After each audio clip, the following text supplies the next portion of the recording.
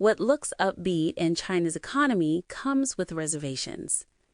Beijing got some good economic news for a change, but neither piece of information suggests a fundamental improvement in China's economic situation.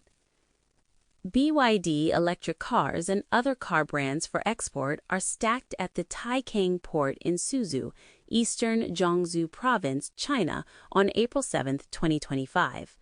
STR AFP via Getty Images.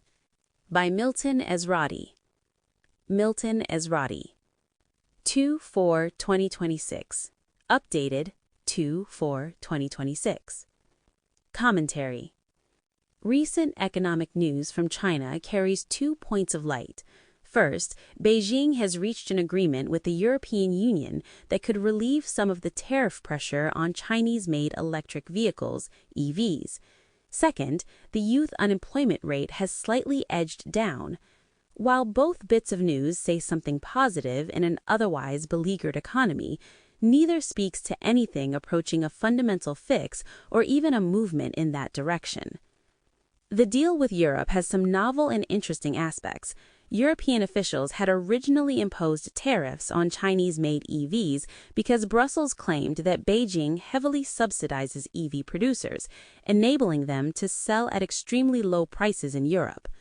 The Europeans argued that this kind of unfair competition had placed the whole European auto industry in jeopardy. The accord sets a minimum price for Chinese-made EVs sold in the EU intended to offset the effect of subsidies Beijing provides to Chinese producers. Compliance will need to be tested on a case-by-case basis, but the prospects for Chinese EV sales in European markets should improve. Those sales levels will, of course, fall short of what they might have been had lower prices prevailed, but they should run higher than if the EU tariffs had remained in place. The relatively imaginative shape of this agreement has the potential to serve as a model in other disputes with other countries, for instance, between China and Brazil, or Canada, or even the United States. The agreement indeed relieves tensions.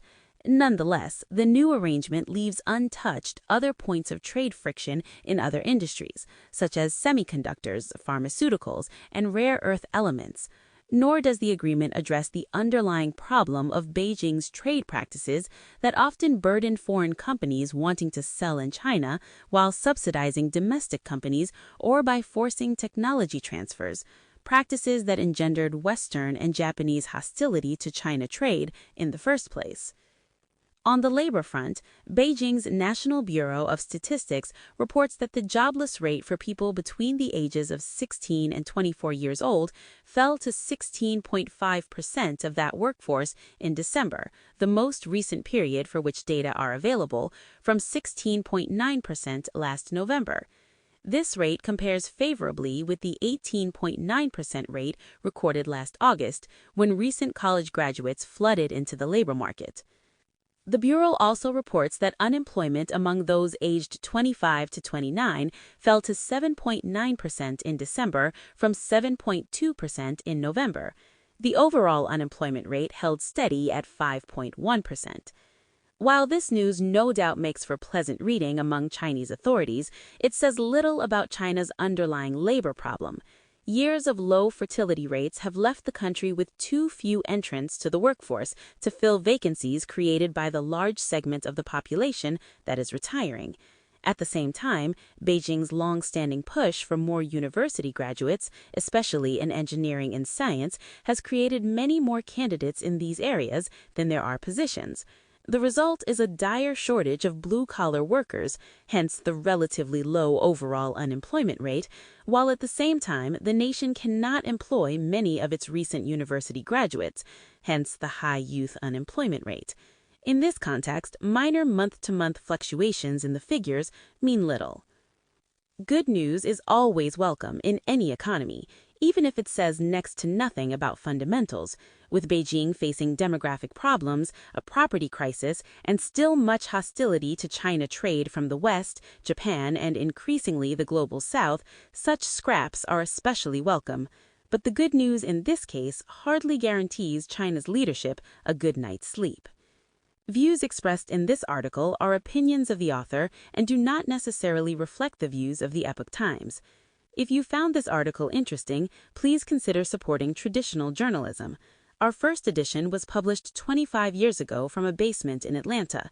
Today, the Epoch Times brings fact-based, award-winning journalism to millions of Americans. Our journalists have been threatened, arrested, and assaulted, but our commitment to independent journalism has never wavered. This year marks our 25th year of independent reporting, free from corporate and political influence. That's why you're invited to a limited-time introductory offer, just $1 per week for 1 year, so you can join millions already celebrating independent news. Subscribe. Limited-time offer. Cancel anytime.